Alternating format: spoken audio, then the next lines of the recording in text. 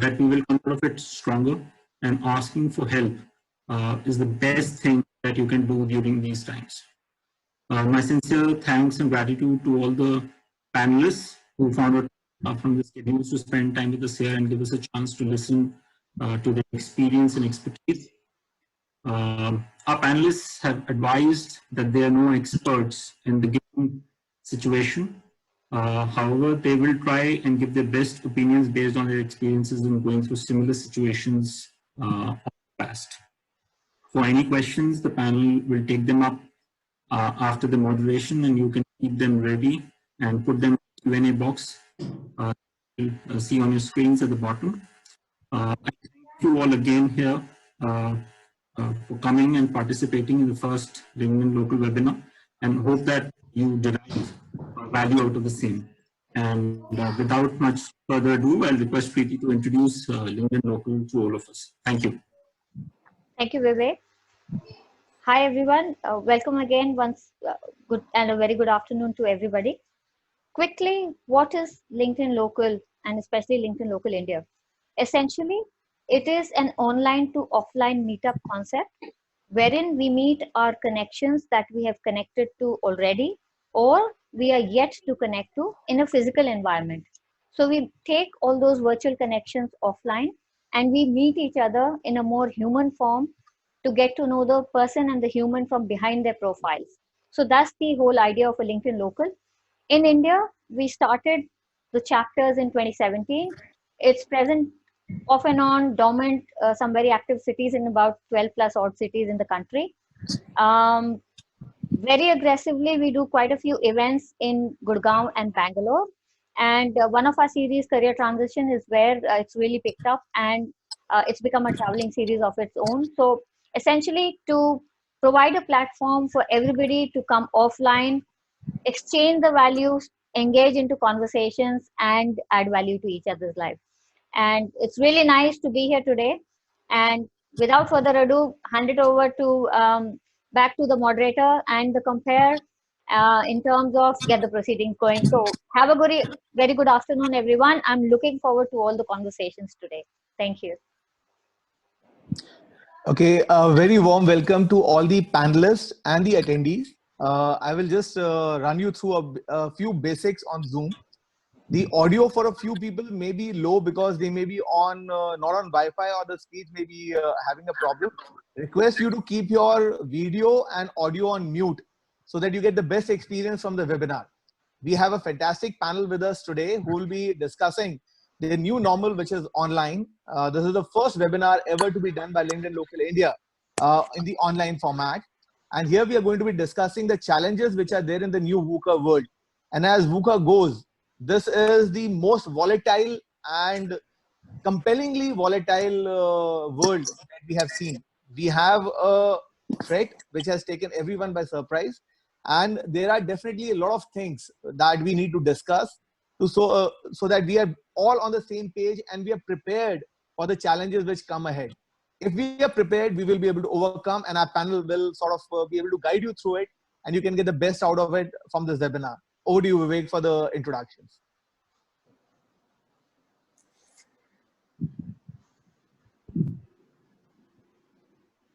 Thank you, Ahmed. So I will introduce the panel. We have with us Mr. Vinay Trivedi. Vinay is the Chief Human Resources Officer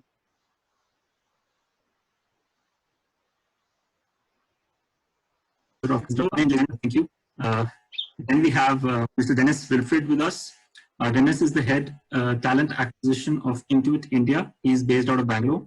Welcome, Dennis. We have Kavita Neelkantan with us. Kavita is a career transition and skills development coach and founder of Kavita. She is based out of Gurgaon. Then we have Mr. Vikas Dua. Vikas is the Chief HR Mentor of Attain, and he is also a TEDx speaker. He is also based out of Gurgaon. Then we have Mr. Gautam Shetty. Gautam is the India hiring lead for Maersk Global Services Centers, and he is based out of Bangalore. I welcome all the panelists here. Thank you very much. Over to you, Preeti. Thank you, Vivek. At this point in time, I would invite all the panelists to share their views on the topic for today, which is career challenges during COVID, and also share one of your hopes and fears for, running through these times. So may I invite Vinay, first of all, please, to come and share his views, about 4 or 5 minutes, including one of your hopes and one of your fears. Vinay. Thank you. Thank you, Preeti. Thank you, LinkedIn Local, for setting this up. I think all of us are sort of getting used to the new normal of having conversations virtually with a large group. Obviously, you see that all of us are not very comfortable in the way we are sitting. We are all attentive. We are trying to, remain normal and calm. But that's what the VUCA world is all about. When they push you into scenarios that are not very normal. The way I look at challenges in this kind of the VUCA world that we are living in is this is like a storm that comes in, and any storm that hits, there are different levels of intensity that it will hit at different places. So there is definitely going to be an impact that all of us have to brace for. That we don't know what the intensity of the impact is going to be, because at this point in time we are actually going through that storm. So it's definitely going to impact all of us, including the panel sitting here, including everybody who's joined in as participants. I've always learned that there are two ways to deal with scenarios which are volatile and ambiguous. One is that you smile and look at that as a challenge and embrace it. The other is you get kicked into embracing that change. Now, how you want to look at that change will define what course you take in these VUCA times. So if everybody here are looking at answers on what will happen and how are we going to deal with this scenario, let me tell you, it is going to be a situation that's going to be difficult. It's not a rosy picture. It's not a situation that's very normal. These are unprecedented times. Nobody knows what will happen as an impact of it. We all have to go through impact as we go through this together. But what will keep us strong and what will keep the hope going is that you only come out stronger. The fear that I have at this point in time of specifically the lockdown is I'm getting a lot of time for fitness. I definitely fear getting lesser time for fitness when I get back to being on the road for 3 hours, cribbing and taking my calls. So I definitely fear that when this is over. So good luck and enjoy the storm and enjoy these career challenges. You will never get this in your lifetime. Thank you. Dennis, may I invite you to please shed some light into what you think should or should not be done? Thank you. Sure. Thank you, LinkedIn Locals, for giving us this opportunity to share some of our learnings and also to learn from the audience and the rest of the people here in this forum. Like Vinay said, these are unprecedented times. I agree, definitely. We have not gone through anything like this. And it's always been certain countries which has been impacted with certain issues like hurricanes or flood or things like that.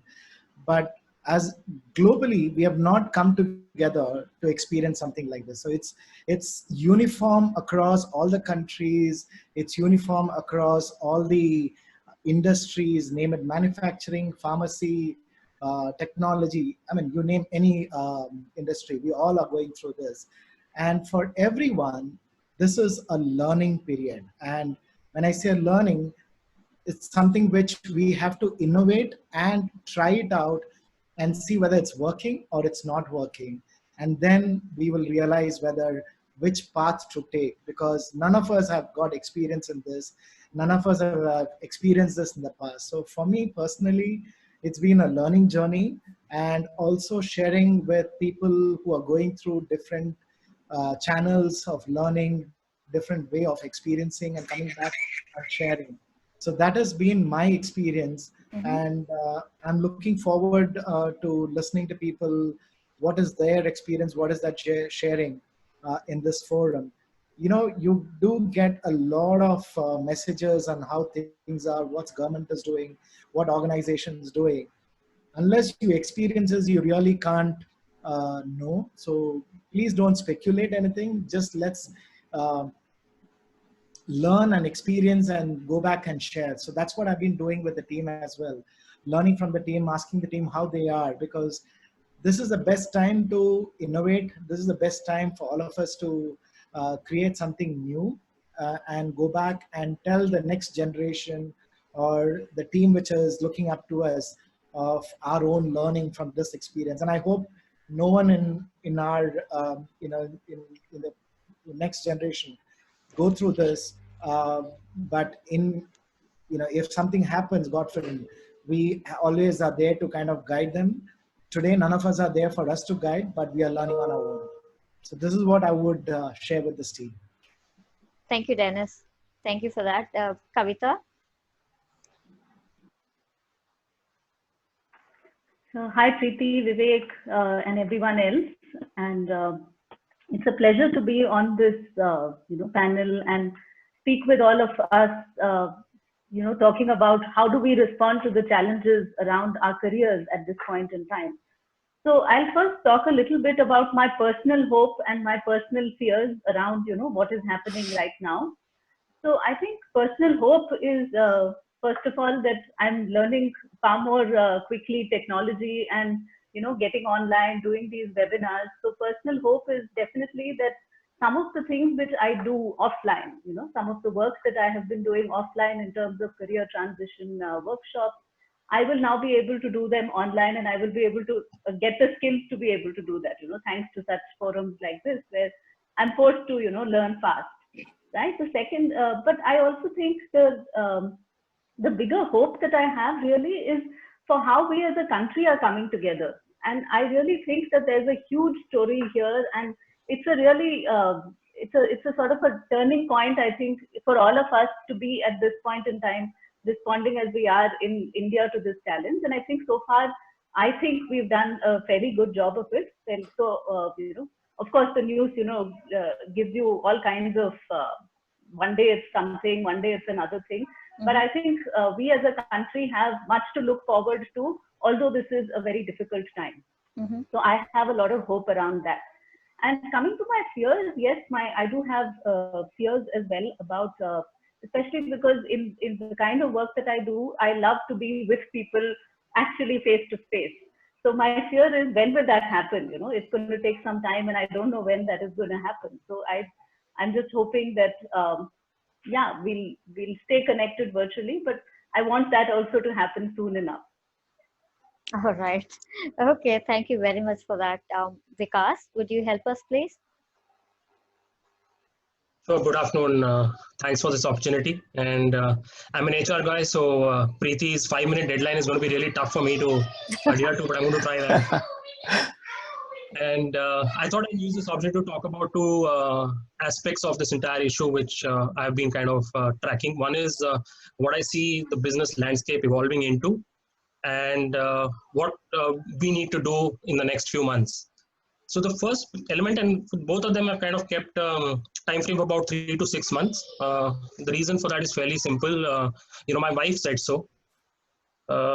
She has answers for everything, and when I asked her to talk about 1 year ahead, she also put hands up. So honestly, she doesn't have the answer. No one does. Okay. But this note, honestly, I think, like Vinay said earlier, we are in the middle of the storm, so it's still going to take a while for all of this to pan out. And at best, it'll be some guesses. But yes, one thing is very clear.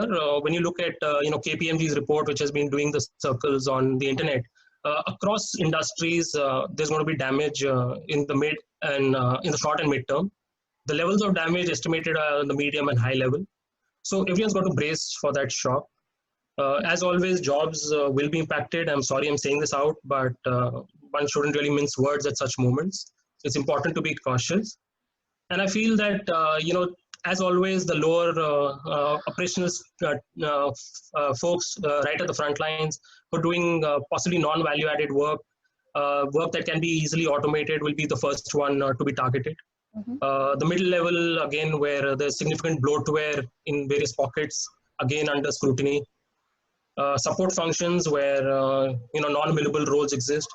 So those are some folks who really need to be very careful as they go forward.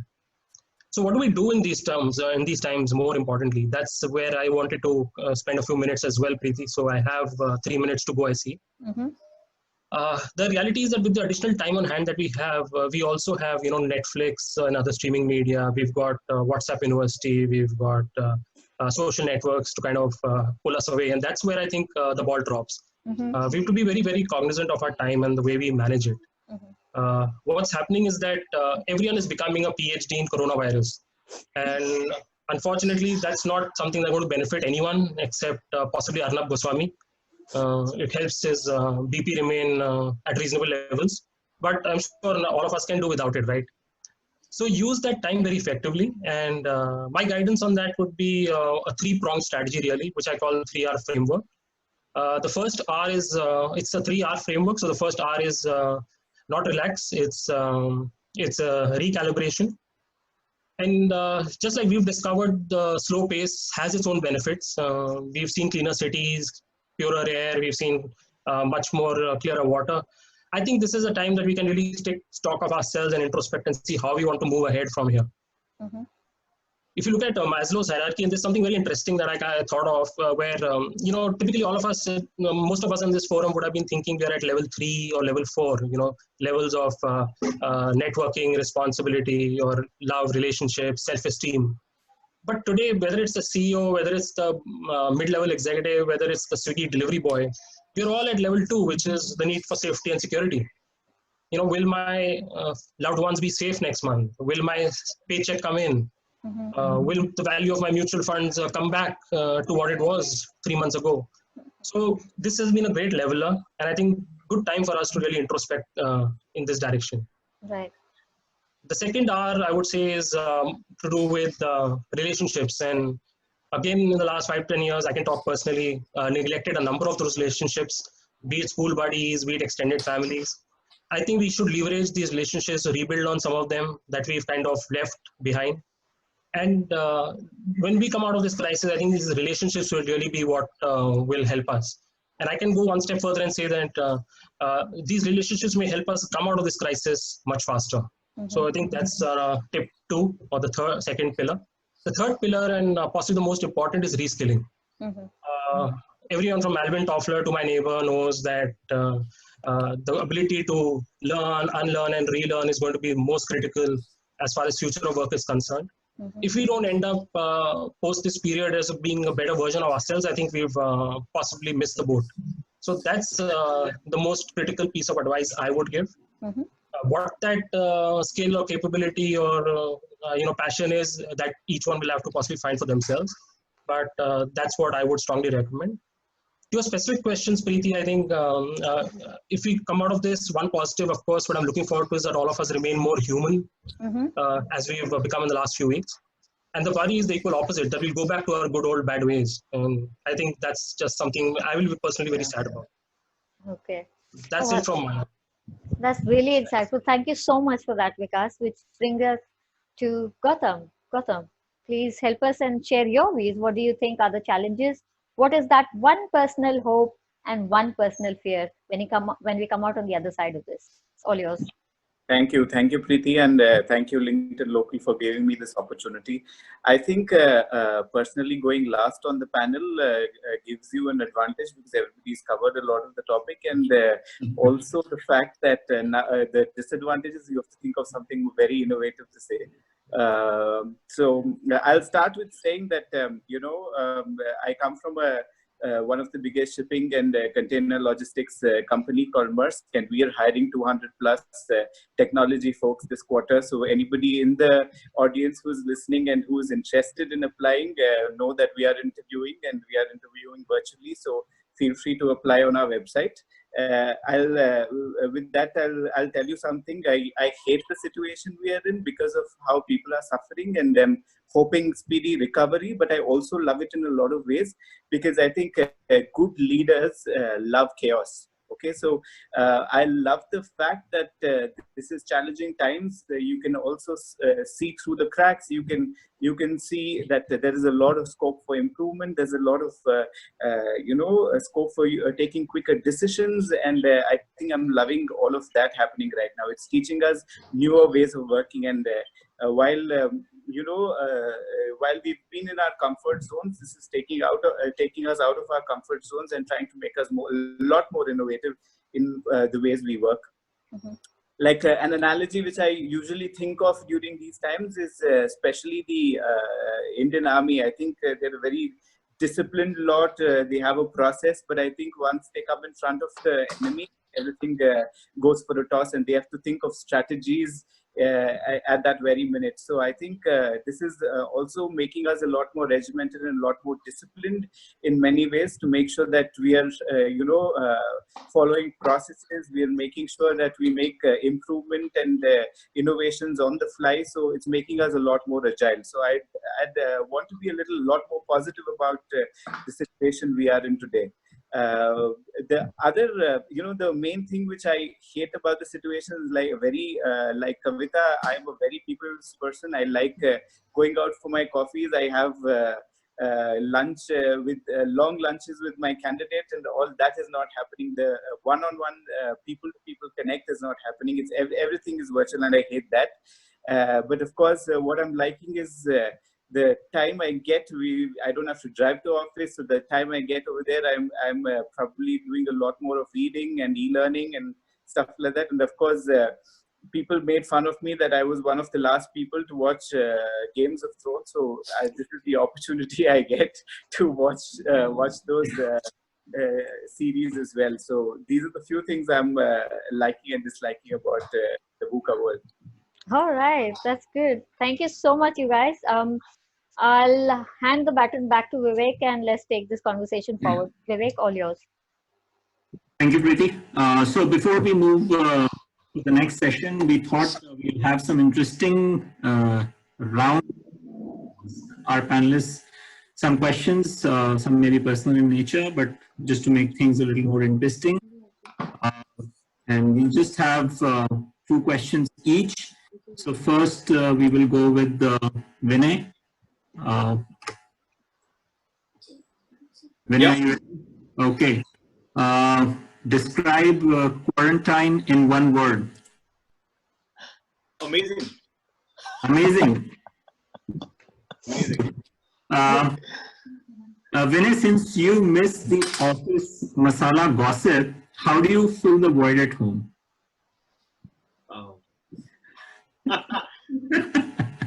The assumption that there's no gossip in the house is you have to fill the void. You can fill the void with different things, not necessarily gossip. No.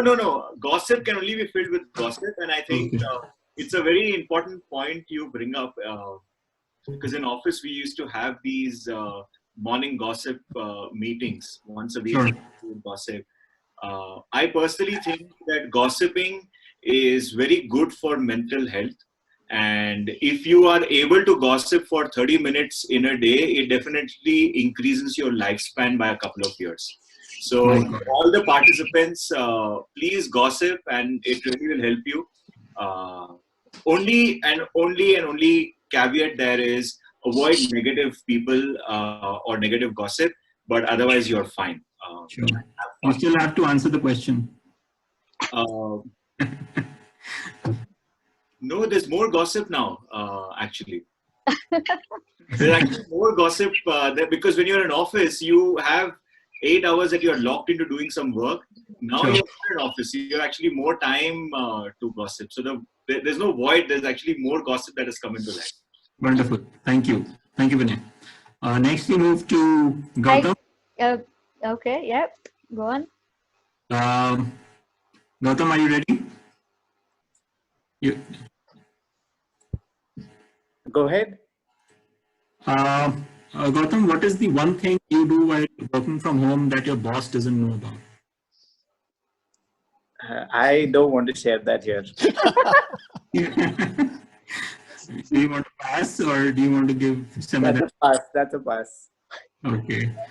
What is your... I don't even know if my boss is listening to this, so that's a pass.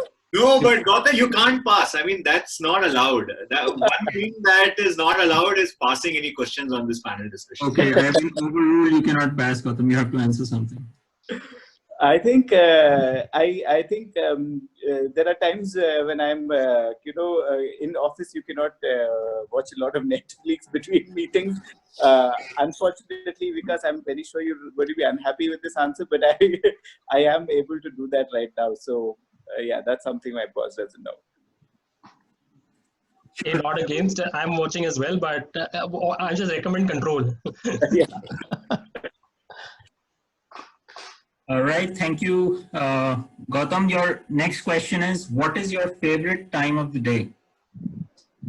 My favorite time of the day is usually mornings. That's when I, it's right now it's very peaceful. Unfortunately, in the past, even if I went out for walks at 6:30, it would be really polluted and there would be a lot of traffic. I live right on the ring road, so there used to be a lot of traffic. Right now, I'm loving it because I'm getting to do a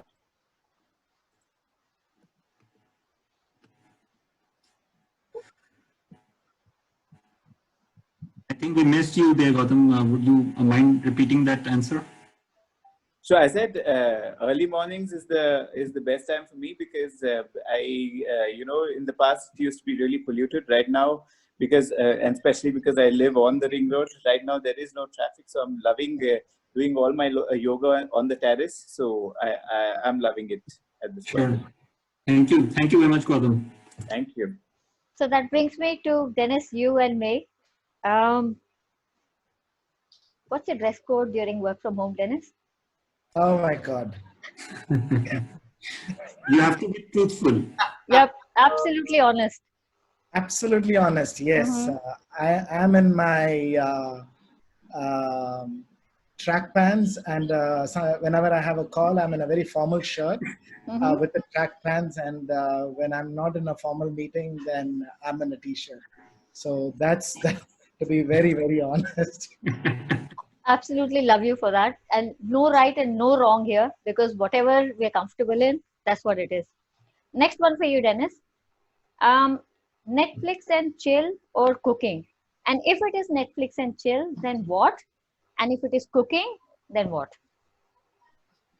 So my wife is staring at me and looking at me right now because if I say cooking, she might not agree to it because she's seen me most of the time watching Netflix as well. So it is Netflix, and there's something which is very interesting I came across. It's called I play football, so I came across this documentary which is called Sunderland Till I Die. Very interesting thing because not about football, but the fans who are supporting the club, even though they have gone from Premier League to Championship League to now League One, which is the third league in the whole EPL.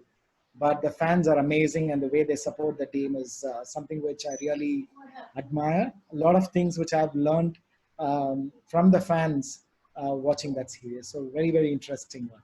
I would recommend that people would like to watch that. And something I'd like to add to that, Dennis, I've been to the Stadium of Lights while in the UK. You're absolutely spot on. It's a wonderful sort of comeback story of those fans more than the players, actually. So yeah, good choice, mate. Which brings me next to Vikas. What's your favorite pastime, Vikas, while you're not working? What do you do? Playing with the kids. Okay. Oh, that's fair enough. Straightforward. All right. And one other thing is, we all know that you are a poet.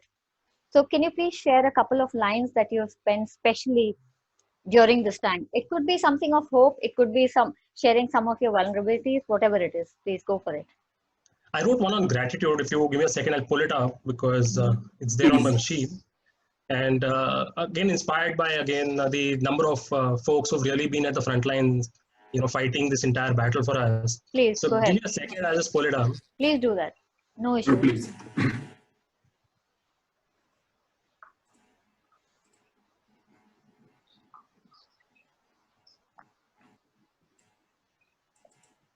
So here it goes. I think you can hear me. Yes, absolutely. Yeah. Loud and clear. Yeah. So it's that regarding gratitude at work, and it goes at work. You may be what they call a hypo, someone that always seems to rock the show. It will surely add wings to your career flight and make you aim for the skies bright. But remember that there are others too that in that journey stood solidly behind you. So make sure you adopt the most promising attitude, the one that remembers to show heartfelt gratitude. Thank you very Thank you. much. That was, Very nice. Thank you. Thanks. Over to you, Amit. Okay, Kavita, the next rapid fire questions are for you. If you could just unmute your mic. Okay. Now, when we see we are in this VUCA world, so how do you see us going ahead from here in the next, say, whatever time we will be doing? We will need to do some work. What do you do? What do you do at home when there is no work? Okay. So I think to answer that question, I think if we all suspend the idea of work being something that you have to do only because it is a livelihood, and start thinking about work as something that you want to do because you like doing whatever it is that you like doing. Just forget about this fact that work and livelihood have often meant the same thing. So in these times, what is one thing which we can do is to tune into what we naturally have interest in. And maybe this becomes an opportunity to turn some of those things into future streams of work. We don't know where things are going, where we will be after the next, 12 months. But right now, what we can do is really at least set aside some time to tune into things which are not necessarily work, but which could become work. And that is probably what we want to actually do as work. Okay, going with that analogy, any interesting story or any funny incident about these activities that you've been doing for the period of the 2 weeks of lockdown that you'd share with us? Any personal fun experiences? Any Yeah, funny, definitely. any funny anecdote for that matter? Any funny story? Not really funny, but yeah, I mean, I'm actually now beginning to enjoy the experiences in the kitchen, which I usually used to really try and avoid as far as possible. But now I think the fun part is that I managed to get an entire meal out in, like, say, half an hour or 45 minutes. So that's the fun part of it.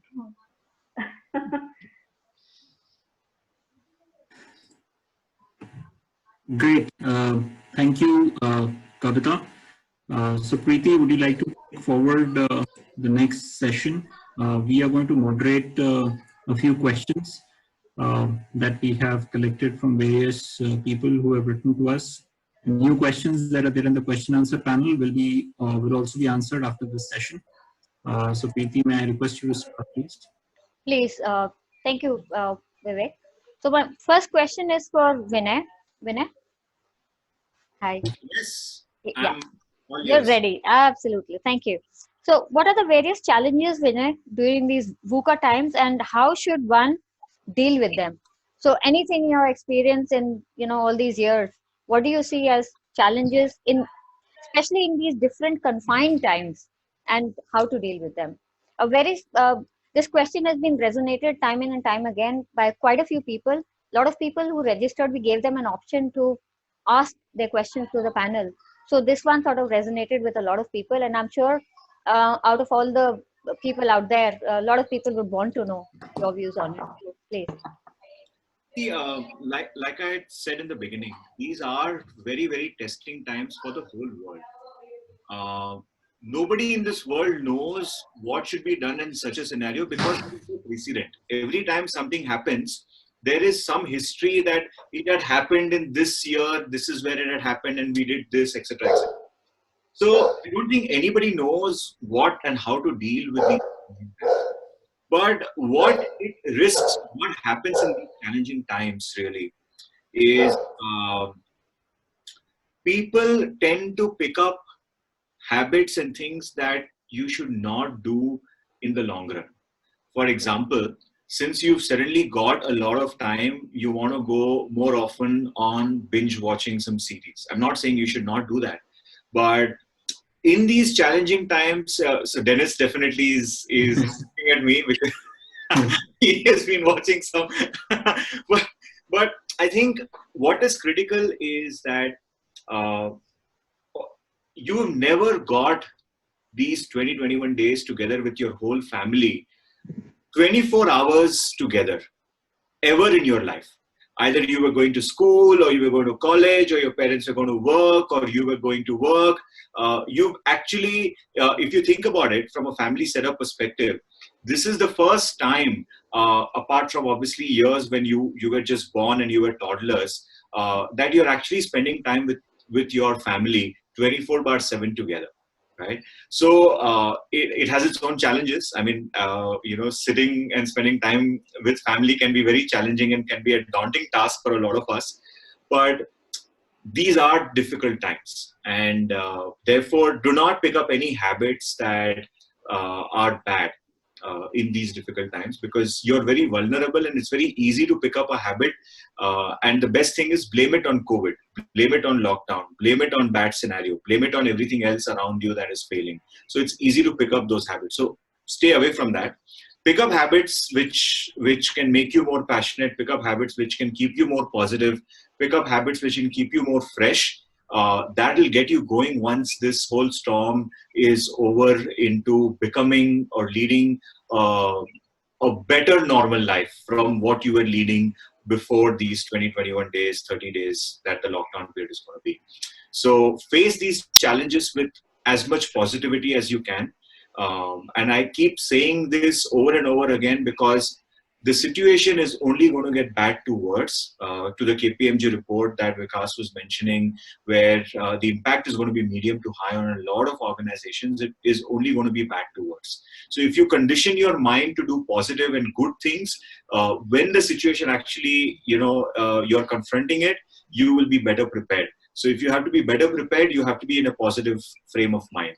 And the only way to do that is pick up good habits. Okay. Thank you. That leads us on to Vivek. Sure. Okay. So the next question that we have is for Dennis. So Dennis, the question is, these are very difficult times, and for people who are in jobs, or even who have lost their jobs, or people who have already been looking for jobs, how does one engage with recruiters during this time? Because everybody is home, some of them are working, some are probably not working. So what is the right way to engage? Because this is a very sensitive time as well. So how does one engage with recruiters during this time? Right. There are different channels of engagement with the recruiters. But before that, let me talk about the opportunities which are there in the industry. Like Vikas and like Vinay said, these are difficult times. And there are people who might lose a job, or some people might have already lost the job. So during this time, I think that it's best to upskill yourself, right? Areas where you feel you're weak at. It can be as simple as coding if you're a software engineer, or if you look at communication skills. These are basic things which we can do while sitting at home. You don't even need a coach, or you don't even need something, because these are available online. I was talking to a friend of mine who works at LinkedIn, and what I was surprised to hear from him was LinkedIn has been providing online support to a lot of people, which is not expensive, and there are a lot of free courses which they are providing. So recruiters or HR professionals or any professionals, there are plenty of free online courses which they can go and take. And that is one way to up-level your skill. And once you up-level, it's a matter of time where the recruiters will reach out to you, because the recruiters are looking at people who are coming up with different skills, which is not really an ordinary. Like I will give you an example, organizations where they're not going to look at a person with just one basic skill. They're going to look at someone who's got multiple skills, who can come and do multitasking, who can come and do different things. Because in today's world, looking at the economy, they're not going to invest on multiple headcounts to come and do certain works. They probably look at optimizing their headcount. They probably look at people who are coming with multiple skills. So it's important that you pick up, you ask your mentor or your coach, what are those skills which will help you in this current scenario. So that is very important. Once you have that, engaging with recruiters becoming very easy. Different approach, I would say, is keep constantly engaged on LinkedIn, because that is one platform today which has the highest number of professional network, right? I don't see anything else in the world where people are connected. So please keep watch on LinkedIn, subscribe to technologies or something which you are passionate about online. Subscribe to that, because you will get feeds every day. That is very important, because if you're not connected, if you're not aware what's happening in the world, people will not interact with you. It's a two-way interaction. One, it look at what you're posting, what you're doing. The same way, there is an equal approach to those posts, to those topics which people are talking. So it's both ways. So if you do your part, I'm sure the recruiters will reach out to you. Not just recruiters. I mean, today, don't just wait for recruiters to reach out to you. There are people in the industry who are subject matter experts, keeping on specialized people, specialized skill, who will reach out to you. So keep it open. Look at LinkedIn, look at online magazines or organizations, what they're posting. It's very important. Today, people are only going to be talking about what they're doing in the industry rather than job, because job is the next thing if there are people available. Sure. Thank you. Thank you very much, Dennis, for that. That was insightful. Amit, do you want to take the next question? Yeah. Kavita, I'll take up a question which is coming up again and again from many of the attendees. What they're looking for is they have had a break. They now know that they have to either reinforce their skills or they have to upskill. What they're not able to see is where they should be in the next 1 month or maybe 3 months or more time. So how do they prepare themselves? That's the question that they're having. How do they prepare? Okay. So first of all, I think at this point in time, we don't have very high visibility, so we don't know what is going to happen after, say, 6 months, 1 year. So I would recommend, first of all, breaking this down into like a plan for the next 1 month, 2 months, 3 months. Okay, because then that plan has to also be again modified according to what we see around us. Right? So the first thing is, in the first 1 month, focus on really understanding where you are at this point in time. And when I say where you are at this point in time, really understand what are the current skills, the current strengths that each one of the participants has. So one way in which you can do this is to reach out to, maybe your trusted, friends, colleagues, mentors, and ask them to give you very honest feedback. That where am I at this point in time? What do you see me, uniquely positioned to do well? What do you see me as your go-to person for, right? So get that feedback from trusted people right now. Once you have that initial, starting point that this is what I am known for, then you know that if I want to move into something which is, in this particular direction, then I need to create a strategy for that. So then we move on to what can be done in the next, say, couple of months. This may not start looking you may not see that the results are going to immediately be visible right now, but you'll have to keep working at it consistently in the next 3 months, 4 months, 5 months, because hiring will resume. People will start, the economy will, get back on track. And at that point in time, it'll be too late to start doing things then. If you have started doing it right now, this is the time to be doing it. So 30 days, first of all, figure out what is it that I invest in really understanding yourself. Another very important thing in understanding yourself is, do you know if you are a person who is, somebody who likes to deep dive, or are you like a generalist, or are you somewhere in between? And understanding that would be very important. Understanding that and accepting it for whatever it is. You don't have to try and be somebody that you're not. That if you're not, the best coder, and you're not the kind of person who specializes and deep dives into one area, just because there are more jobs over there, you can't suddenly become that. But try and understand where are your strengths right now. So that's the first. The second thing is, for the next couple of months to next few months, focus on re-establishing and strengthening your network. Okay, because especially now you have the time to reach out to people, I think. And I also find that in this time when we are all, in a sense, uncertain, feeling a little down, we don't have that real contact with people. It's nice to have people, in a sense, reach out to us. So this is actually a very good time to strengthen your network. And you can reach out to people and ask them and share what's on your mind. And it's great to be vulnerable actually at this point in time. At most other times, the typical, day-to-day bhaga dodi which happens at work, you don't have that space to ask for help. You don't have the space to show that your own vulnerability. Now is the time where you can do that, and you can do that. And that's actually a window to creating a stronger relationship with your, network of people.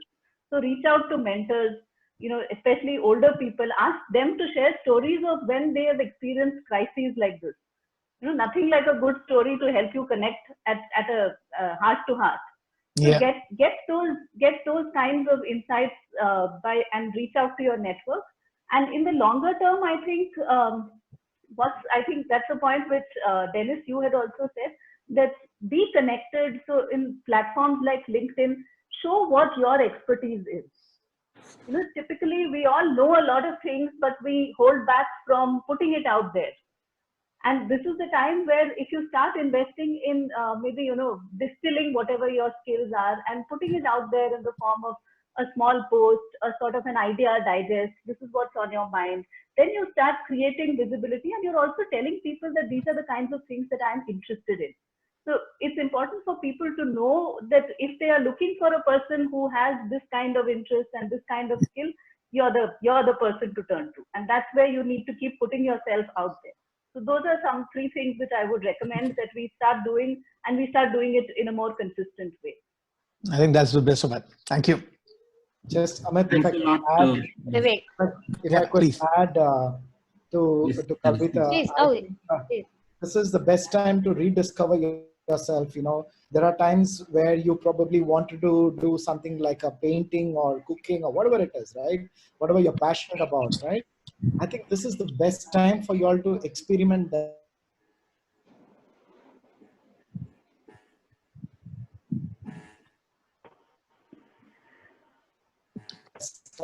Dennis, we lost all of us your have that. audio there. Could you say that again, please? What I was telling is this is the best time for people to discover the passion and go do it, because you're not going to get any more time or this kind of a time in the future. So that's what I was trying to say. Right. Okay. Thank you. Over to you, Vivek. Great. Thank you very much, Dennis and Kavita. Wonderful points there. The next question is for Vikas. Vikas, for all of us, people out there who are currently in their jobs, this is a very high-risk environment as far as employability is concerned. And many of our friends have already lost their jobs. While many of us are still in jobs, how do we engage so that we are not adversely impacted further due to business impact? So everyone's getting impacted. What do we do so that we can increase our engagement, with employer? Sure. So, very relevant question, really, Vivek. What comes to mind first is honestly that as an employee, you need to be able to stand up and show that you are taking charge of the situation and with the organization and working in partnership with everyone else to ride this entire crisis. Anyone seen as being on the periphery or not playing an active role in supporting the organization will obviously stand out and possibly be singled out even for negative actions. So the first thing is to be mind, body, and soul aligned with your organization, and work in a concentrated manner to make sure that you are adding value day after day. Your efforts need to actually double down rather than any amount of breather or relaxation that one may want to even take at this point of time. It's easy to get tempted when you see half the world not really visiting offices or hearing stories about people working from home who are able to do a lot more in their personal times, and we get exposed to some of that through social media. But at the end of the day, remember that each and every one stands in some way impacted by this COVID-19 situation. So it's better to be safe and sorry. At the same time, I would also guide professionals who are working to also keep an eye out on other industries which possibly may be now the next sunrise industries which can emerge out of this crisis. And if you look at the product space, for example, organizations making sanitizers, or for that matter now sanitizer tunnels, those are going to be the next things we'll be seeing at all malls, hospitals, office venues, and so on. That's obviously a business opportunity for someone who's in the manufacturing space. So what's the equivalent in the services industry, where you'll face suddenly people who are not now very comfortable going out in large groups or events. If you look at this webinar, for example, a classic case of evolving, because where the connects used to happen in an offline manner and in conference halls, less than 3 weeks, totally, completely transitioned to this wonderful online format. So there are opportunities, obviously. One will need to wait and watch. Two simple or quick ones that I observed in my own industry, the BPS space which I come from, healthcare back-end operations, healthcare operations. Again, hiring there is at an all-time high because of the number of cases that are emerging out in the Western worlds. You look at recruitment automation organizations, the ones where video conferencing, remote interviewing, their order books are going through the roof. So it's not all dark and dreary. There are pockets of, hope. And the fact is that rather than a spray and pray approach as candidates, candidates will need to be more focused and do research and really put the mind to the application and identifying which companies they can target. That's what I would say. Thank you very much, Vikas. Very, very relevant points there. And Preeti, Right. would you like to go to the next question? Sure. So, Gautam, when we were speaking earlier, you said something about, how you as a person are the very people's person, and that one-on-one connect and those long lunches and coffees with your candidates is really important for you. Now, the past 2 or 3 weeks have been totally confined, and especially in these enforced circumstances where you can't step out.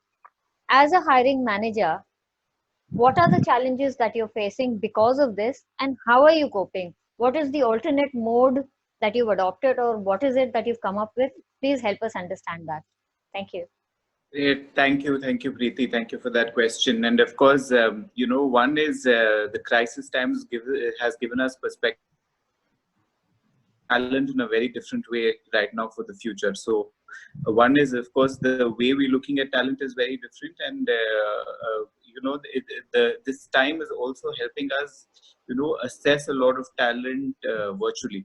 In the past, it used to be one-on-one, which meant that you would get time to spend with the person. But right now, since everything is virtual, you're also assessing the person virtually, because he's going to deliver a lot more in the virtual format. So I think what we're doing is, of course, the interviews that we're doing are virtual. It's slightly longer. We're also trying to get a personal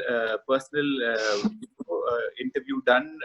When I say personal, not one-on-one, but get 2-3 people to be on the virtual interview and have personal time. Say, okay, this is coffee interview. Basically, you get your own coffee and I'm getting my own, but try and ease out the way you're talking to the person. don't make it look like an interview, but make it look like a informal discussion. So we're trying to do a lot of that to kind of see how the person is in a informal setting as well. So earlier I think we did coffee and lunches just to see what the person was like in an informal setting and how the team will gel. And I think right now we're doing that virtually, but I think that's what we're doing. But that's helping us understand how the person is going to operate in a virtual world as well. So in addition to that, Gautam, if I may just elaborate a bit more, because you're saying that you've completely moved the interview process online, virtual. I know Dennis's company, Intuit, as well, does a lot of these client meetings or candidate meetings, rather, let me call them that, to get a feel for that person as to how they behave in social settings, because that is a real indicator of people as to how they would juxtapose that to a professional setting. So essentially, this extension question is basically for Gautam, you, and also Dennis, and also Vinay for that matter. Do you think the whole interview process is going to be completely virtual going forward, or whether it be a combination, or would your companies respectively go back to the old one? So I'll let Gautam go first, and followed by Dennis, and followed by Vinay. Please just take a couple of minutes and let's hear you guys. Yeah. Thank you. Yeah, and I think if we get back to our old ways of working, I think we might do a lot of interviews, but also know that when we get back, there's going to be a lot of cost cutting happening. So we are still going to try not to fly down candidates from different parts of the world for interviews. So we're going to try and see how, and my best way of doing that is possibly get his team to be a part of the interview, basically have a virtual roundtable discussion with his team and see how he reacts in a situation, she reacts in a situation. So that's ideally what I think we're trying to do right now. But Dennis and Vinay, I'm happy to hear what you have to say. Dennis? Sure. Yeah. So, in the last 4 weeks, we have done some 70 interviews virtually, and it's our interview process is a little unique compared to other organizations. So we are able to do that. In fact, we discovered that while practicing and trying it out with internal employees, and we discovered that it is possible, and then we have launched that, and it's doing very well. But while I say that we are able to do it, our culture is quite unique. The people who are as interviewing, or people who are interviewers, the candidate or the interviewers, would like to meet each other. The candidate would like to see the organization, the infrastructure, as simple as how much time does it take for me to from home to office. Mm-hmm. So these are things which they will factor, they would like to know. So I think this will change once the market opens up and things are better. Mm-hmm. But one learning is that we can do virtual interviews. That we have learned in this time. And if there are candidates who are not able to come to office for a meeting because of time or whatever it is, because they're traveling, there is an option of doing virtual, which is what we learned now. So we as an organization, we're going to keep both options open and see whatever is best for the organization and best for the candidate, we would go with that. Okay, fair enough. Thank you very much for that, Dennis. Vinay? I think all of us have 2 or 3 enemies today. Okay, and I'll tell you how this really makes a lot of sense. One is an overdose of anything is an enemy to an individual. It could be an overdose of social media, overdose of news, overdose of getting to read things, overdose of doing online certifications, overdose of anything is not good. Okay, so while we are dealing with a pandemic, I think overdose is another pandemic that everybody needs to deal with. Second issue that exists is these predictions of what will happen now. Will everything become virtual? Will this now change the way world is going to look at, etc., etc. I mean, we love the extremist analogies when we want to listen into something because that predicts doomsday and we want to fight it and get over it and all of that. You know what this situation actually is bringing out to the fold is, you know, and I hate to say this, but the fact is, all recruiters have been very inflexible with candidates, but expecting them to be the flexible most by saying, this is our process and you need to follow it. So that right now is on us, where we have to become flexible because it's our requirement as a recruitment fraternity to attract talent. So, you know, when these things become normal, I think BETS will to assess what roles require in-person assessment, what roles can be virtual. And I think we should catalog them basis that and see how we can evolve out of a situation like this to create better recruitment practices, to create better recruitment processes. Unfortunately, when you only hit a crisis is when you innovate. That's how most human psychology works, that if you are left with no option, you will come out with a different solution. If you have options, you will never want to get to a newer solution. So this is that moment for us as a fraternity, and a lot of things will change for the better. That doesn't mean everything will go virtual, or doesn't mean everything will become normal. There would be moderation. Right. Okay. Can I just Pretty, add here? yeah, really quickly, because then we'll Yeah. have to open the session Sure. for question answers. So I think Go on. Vinay was really had put it brilliantly there. I think just 6 months ago, if you told the hiring manager that you were arranging a Skype interview with a candidate, he'll say "Maza nahi aayega, feel nahi aayegi." And today you tell the same guy that no, I'll send someone to your house. He'll say no, keep him 6 feet away. So the true. times are changing. In fact, the BPO industry again has innovated at a fast pace. Earlier, operations could never have thought that they would operate systems from employees' homes. And today, 50% of their operations are surviving because employees agreed to work from home. So it's going to change for the better, I feel. BPO's example, Vikas, that you give, I think, is something that was unthinkable. Correct. There's so much resistance to it, it was unimaginable. Yes. Banking even. People in the banking sector, they never thought they could work remotely. My wife's a banker and she's working remotely with all access, and she's able to complete all that she would do when she would go.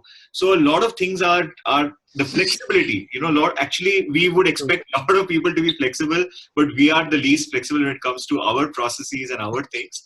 I think now we will become a little flexible. Well, thank you, ladies and gentlemen, for that. I'll hand the baton over to Colonel Amit, who's going to moderate the question answer session from the attendees. And, I think Gautam had a point to make. Oh, sorry. Okay, I didn't see that. I'm sorry. No. Go ahead. No, nothing. Nothing. Oh, okay. All right. Fair enough. So it's over to you, Amit. Okay, we have had a amazing session, and as the panelists were interacting, the attendees have been coming out with some amazing questions, and some of them are reflecting the crisis that Vinay was pointing out, that this is a different it's a different time, and we have to accept that things are not the same. And the question that I'll take off in the beginning, and it goes to Dennis: if this was a cricket match, should we be like Sehwag and try to hit every ball out of the park, or should we be like Dravid, be more patient? What would you suggest? You know, I mean, personally, I would say, you know, be consistent and be there in the center and experience what is going on. I'm sure there will be certain loose balls which will come to you, which you will be able to hit, which I think Dravid used to do that. But his way of looking was to be consistent and just make sure that you lead the team, or you know, as an individual contributor, you lead in the front and make sure that your team also follows. Overall, he used to be definitely a person, everyone used to call him a wall because of his consistency. So I would say be consistent and be there because it's a different experience, and I'm sure you'll get an opportunity. Okay. The next question goes to Vivek. Do you see there will be a change in the coming year in the way sales happens? The roles will be different. Do you see a larger application of digitalization and virtualization even in sales? I think, you know, sales, when you do sales, the basics of the sales are going to be the same. Underlying philosophy is not going to change. Things are going to remain how they were on the basic level. How we execute sales here, as Vikas said, you call a client and you tell them this is what we do, and so he said come and meet us, because everybody wants an in-person meeting and wants to get an in-person understanding of who the person is, who the company is, and what they're doing. These times, yes, virtualization is going to increase. Global sales actually happen with a lot of virtualization. It is only during the final stages of the sales that the in-person meetings happen. So that is going to also start in India. I think relationship part can also be built. Now we are doing this session here live, and I can see everybody can see us, and we still get that feel. Obviously we are not meeting in person, but it is a lot step closer, and it is perfect. I can see the emotions of the person, I can listen to the pitch, I can understand things. So in terms of sales, I think the quality of sales will only increase. Earlier, if I were able to do, say, only 2 meetings in a day, now I can do 5 meetings in a day. And it is convenient for everybody. Even if sitting in our own offices and we could, just talk as if we were sitting in front of each other. I think technology has really, taken off. Technology was also available earlier, but now the acceptability has been there. Now, if you tell somebody to get on a Skype call to listen to the pitch, he's more open because he does not really want you in your office. The mindset, has changed. So I think, yes, it is going to accelerate. And this is an opportunity for all the people in sales, entrepreneurs, to do the mindset change and think of it as an opportunity. Okay, thank you. Just to add to that, please. I think talent acquisition is sales in many ways. So I think sales is not going to change. It's just that Vivek will have to do more, video call pitches in sales rather than doing it in person. That's how much it will change. Okay, and Gautam, the next question is directed to you again. Okay. Taking further on your analogy about the VUCA being a military term, there's a question by an attendee that shouldn't we be considering a world beyond VUCA? Because when VUCA was coined, that's about 2 decades behind us. And today's crisis is much more severe. We did not expect it. With all the AI, with all the big data, we could not prevent it or even predict it. So how do we learn and adapt and survive now? Yeah, so I think my analogy was to talk a little more about that itself. One is you kind of when in the current scenario we're going through the VUCA situation, but what we're going to and I'm hoping we'll come out successfully out of it as well. But what we're really learning out of it is to be as disciplined as the army folks, because when they hit, when they are in front of the enemy, there is a whole strategy that they kind of, and you will be able to answer that better than me. But the whole whole strategy is very different when you see the enemy, right? All you need to know, is to have a strategic intent. Lead from the front, have a focus on your existing processes, make sure that you really understand the processes really well, and then innovate and improvise on the fly. I think that's the way to deal with the VUCA situation. But also, I think once we come out of it, the way we look at how we operate on a day-to-day basis is going to look very different. We're even the way we assess, like I said, the way we assess talent is also going to look very different, because we are going to work on BCP anytime kind of a situation. I'm very sure we'll look at talent from that perspective all the time. Okay, and giving the army perspective onto the VUCA thing, I just share this with the panelists and the attendees that everybody who gets into a boxing ring gets there to win. But the minute the first punch comes in your face, सारे plan khatam ho jate hain, because after that you have to react to everything as it happens. So planning is still the time you're in contact with the enemy, and once you're in contact with the enemy, it's about your survival instincts and the person who is more willing to experiment, being more innovative, and that's something that in army we had to do. People believe that army is more straight jacketed and very process oriented, but no, it's actually more innovative because you have to do more with less every time, and the risk, as we know, is quite high, and that's something that should be considered in this crisis also. People who are willing to come up will come up. People who drown will drown. It's up to us to be the ones who come up on top. Vikas, I had a question for you connected with this. How do we come up on top? If people are willing to reskill, they're willing to cut down on their Netflix time, they're willing to cut down on many other things that they could enjoy. They want to upskill, but which courses to go for? Because most of the courses are now being made free. So are they worth it just because they're free? Are they worth it just because you want to sort of become skilled in a cross stream? Or you should upskill in your own core strategies? How do you suggest we go ahead with that? See, there won't be a one-size-fits-all approach, honestly, Colonel. But Kavita said it a short while ago. It's about where do you stand today and what is your capability level on, the matrix of, do you go deep down? Do you prefer to go wide? Are you somewhere in the middle? There are some directions you could keep in mind, which personally I like to do is, really something that can actually add value to me, and it's somewhere I'm comfortable with. It's something that I know that I have an intrinsic capability about, and I can build upon it with certain stretch. It's easy to get caught into the, like you said, so many free courses available and just jump right into the first one that you see. But I think that would be the biggest mistake. Little introspection, little thinking through, consulting, speaking to mentors, identifying what works for you will be the smartest approach. And of course, keeping one eye on the longer term in terms of which are the industries or which are the domains which are likely to flower. Clearly, anything to do with technology, we've reached a stage where, refrigerators and toasters are getting chips. So going forward, it's going to be a connected world.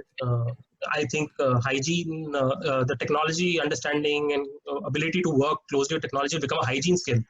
So it's better that people get onto that framework right away rather than wait too long. Okay. I'll continue this question with Kavita now. With the concern that people have about retaining their jobs or being able to get a job, especially for the people whose PPOs have simply dried up, or people who actually had offers simply were taken away because of this crisis or put on hold. How do you see this affecting them, because they're now at home alone? And this would actually apply to the younger generation, which may not be having the support structure of the benefit of, say, staying at home with their family. How will it affect them? And how does this overdose of social media, because more than the epidemic or the pandemic, it's actually the concern created, or I'll not say it, called the hype created by the social media aspects, in which people are thinking about a issue and actually getting more and more worked up about it. What do you suggest to these people? So I suggest that strive for balance. It's impossible to say that tune out completely and get out of everything, shut down your social media. That it's not possible. We have that fear of missing out. FOMO is very real. So there's no use fighting that. But at the same time, I think one very important strategy, is limit your participation in WhatsApp groups, because there you're constantly, bombarded by a lot of messages. Waste of time is much more important. You lose so much time in being a part of that group, even though it may not really add much value to you. So be very conscious and be very mindful about which kinds of WhatsApp groups you want to engage in. I'm saying WhatsApp, but that could be the same for various other virtual group formats that you're a part of. One-on-one, of course, we are connected to a lot of people. So I would suggest that don't hesitate to pick up the phone and just have conversations. So this feeling of isolation, it's obviously something which none of us has experienced before, right? We've not been in times where we've had to only confine ourselves to interacting with our families, and especially if you're a student, if you're a young career, not with anybody around, you've got to stay connected. It's very important to stay connected, and especially stay connected to not just your kind of people, but try and keep connected with people who are from different walks of life. So that's very important to stay, in a sense, grounded and connected to what is the reality outside. If you are only concerned with your own peer group, then a lot of the messages can get very amplified and they can get distorted, because we tend to hang out with people who think like us, who feel like us, right? So try and connect with people who are outside that. Okay. Vinay, I would be pitching this question to you. It's actually a summary of about 4 or 5 questions which the attendees have given, and this would be open to the other panelists also. How do you see empathy coming in, and the role that empathy will play when the organizations have to make a choice between surviving as an organization by laying off people, or by enforcing pay cuts, or by sending people on furlough? How do you see this mental and the emotional cost? Because people have been loyal to their organizations till now, and suddenly with the crisis, many companies and many of the leading companies are taking decisions which are not very popular, or which are not being received by the general public at large that well. And connected to this question is, how do you see this affecting the more disadvantaged groups? We had attended an event in which the LGBTQ fraternity was being given more and more opportunities, and now do you think that this crisis will push all that in the back burner? Or how do you think that the HR function will evolve and take on this as a challenge and come up stronger? Right. See, these are, like I said, these are not normal times. If I have to explain to people on how to deal with these situations, because everybody is going to go through this in some format or the other. Nobody is going to be immune to not going through this. So let's keep the premise that most of us are going to go through definitely some time of tight budget, some time of lesser spends. Look at it this way. And to you, Amit, you said that some people have been loyal to organizations and they have to also go through either furlough or reduced salary, etc., etc. If there's a crisis in the house, or if there is something that goes wrong in the house, everybody needs to pitch in, even if it's not their fault, because that is what a house is all about, where everybody as a family member sort of pitches in to fill in.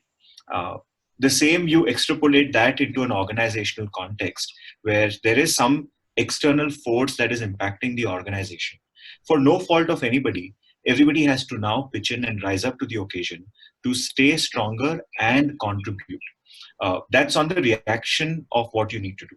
As far as empathy is concerned, I think the only way to deal with a crisis such large as this is to get the human element back into transactions.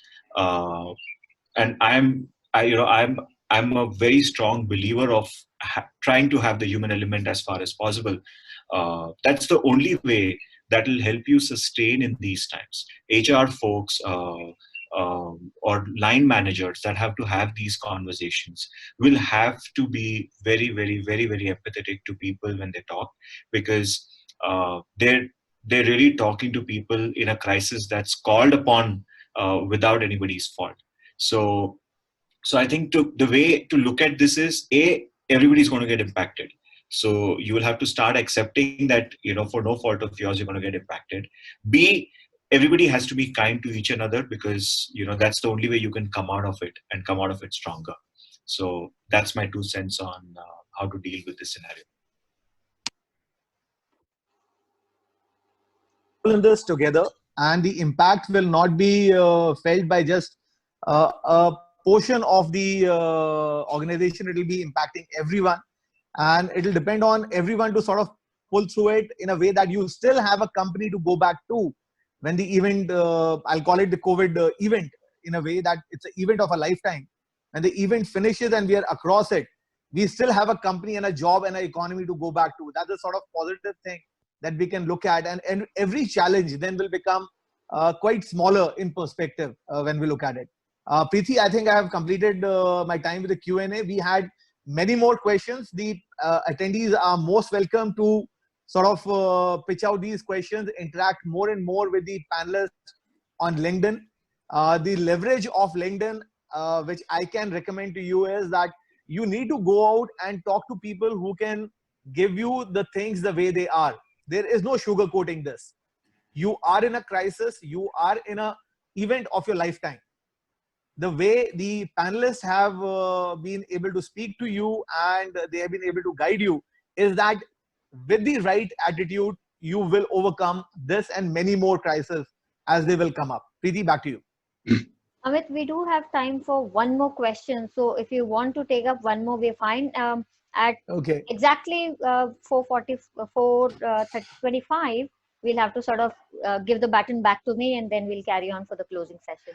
Okay, I think we had a very serious discussion. Nobody is smiling.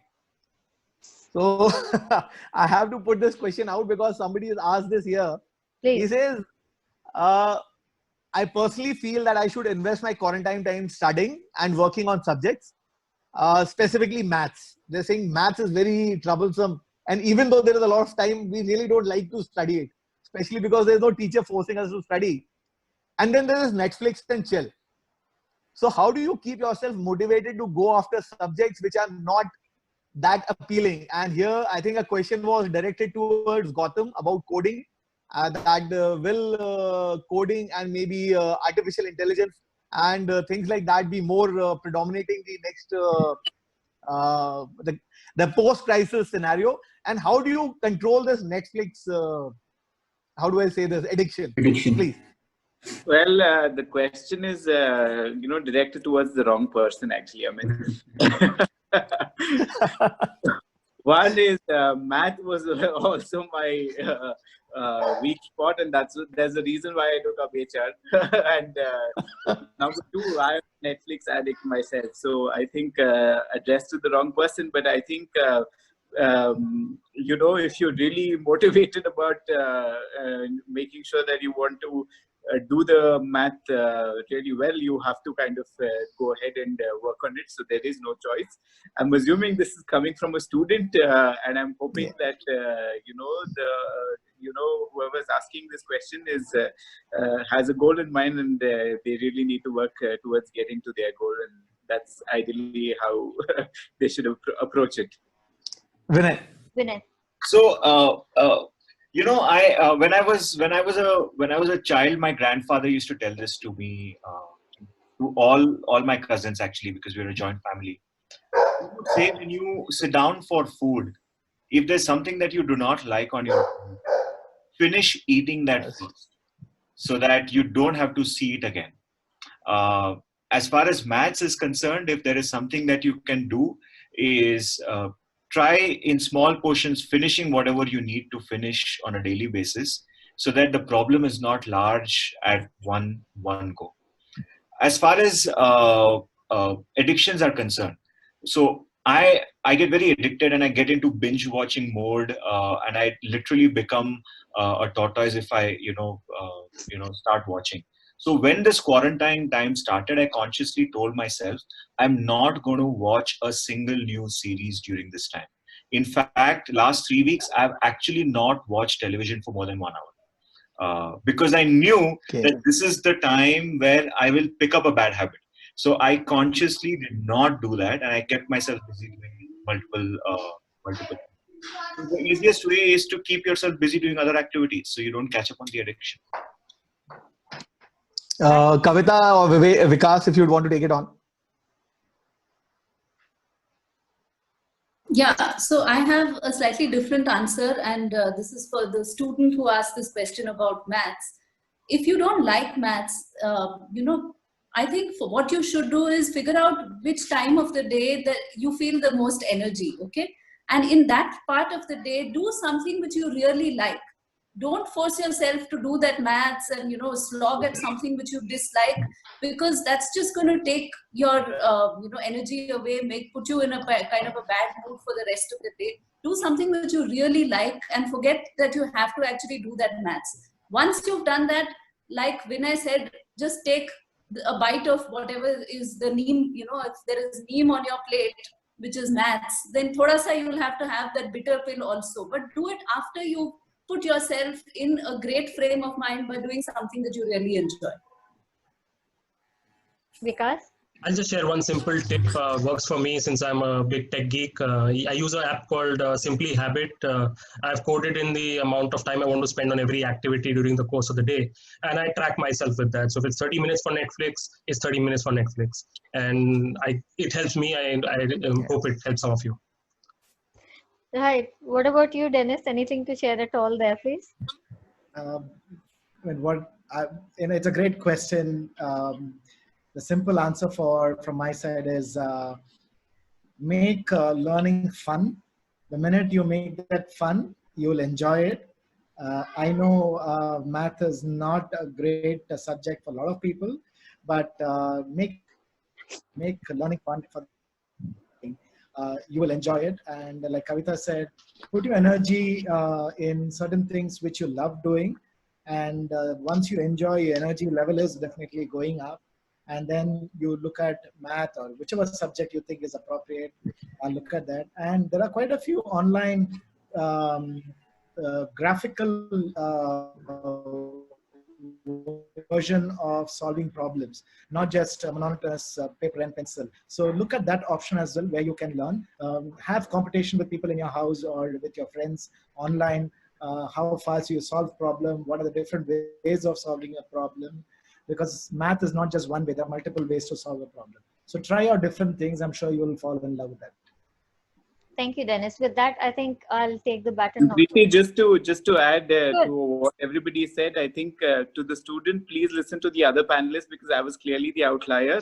I was the kid who went, took the stuff I didn't like on my plate to the next room and threw it into the dustbin. So don't listen to me. Please listen to the panelists.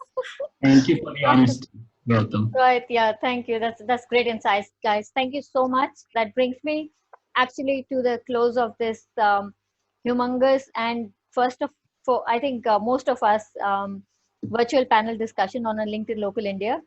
So thank you, folks, for being here. We truly deeply appreciate you taking your time to come and spend this Wednesday afternoon with us, bearing yourself, your souls, and talking about everything that you think about, what to do, what not to do. So thank you to Dennis, to Vinay, to Vikas, to Gautam, to Kavita. Thank you so much. Thank you. Thank you to all the attendees to come here in huge numbers, show their support, being engaged, starting all the conversations on LinkedIn and then carrying it on here today. Thank you to our partners, Reboot Digital for the creative and digital work, to City Book Leaders for being our knowledge partners, for Incubation Masters for being our virtual incubation partner, for AIC Raise for being our incubation partners. So if there is any startup, founder, co-founder out there, and if you need any connections done with any of these people, please reach out. Last but not the least, the panel is available for deep dive into further conversations. The best place where you can find them is obviously LinkedIn. So please go there, look for these guys. So here's Dennis Wilfred. He is with Intuit. There is Vinay Trivedi here. He's with ToneTag. There is Vikas. He's right now in HR Mentor with Attain. There's Gautam here, who's with Maersk Technology Solutions. There's Kavita Neelkanthan, who's the founder of Kavita. And there's Kanal Namit Verma, and there's Vivek Chadda, and here is me, Preeti Chaudhary. So in case any further questions, deep dives, please do reach out, and we are more than happy to actually talk to as many people as we can. If you want us to connect you to anyone one-on-one, we'd be able to help solve that for you. So once again, thank you, folks. And last but not the least, we have another very interesting session coming up. So this series is now going to be on every Wednesday, 3 p.m. kind of a thing for the next 2 months. Whole of April is dedicated towards career challenges in this COVID time. Today, we talked about the challenges during COVID. Next week on April 15, 3 p.m., we are talking about searching for jobs during this time. And this session is going to be focusing on people that have been retrenched, for all the freshers that are coming out who, are ready for the job market, but hey, where are the jobs? And then third, for the poor students who are all ready for internships, but then on LinkedIn itself, we've seen so many internships offers being, retrenched and so on and so forth. So look out for that one, folks. And Preeti, I'm sure you're not calling HR folks for that panel. That's a good thing, Vinay, but we don't know. We'll see what happens. But then again, we'll have nice people like yourselves coming out and actually talking about what they're doing or not doing. So thank you, folks, and see you next time. Unless anyone needs to add and say bye-bye or anything, I'm good. Thank you, everybody. And I think the questions are answered. Thank you all the attendees for coming and staying through the session. Thank you all the panelists. Wonderful points made there. And we hope this will help everybody. And we'll meet you next Wednesday at 3 p.m. Thank you all. Bye-bye. Thank you. Bye.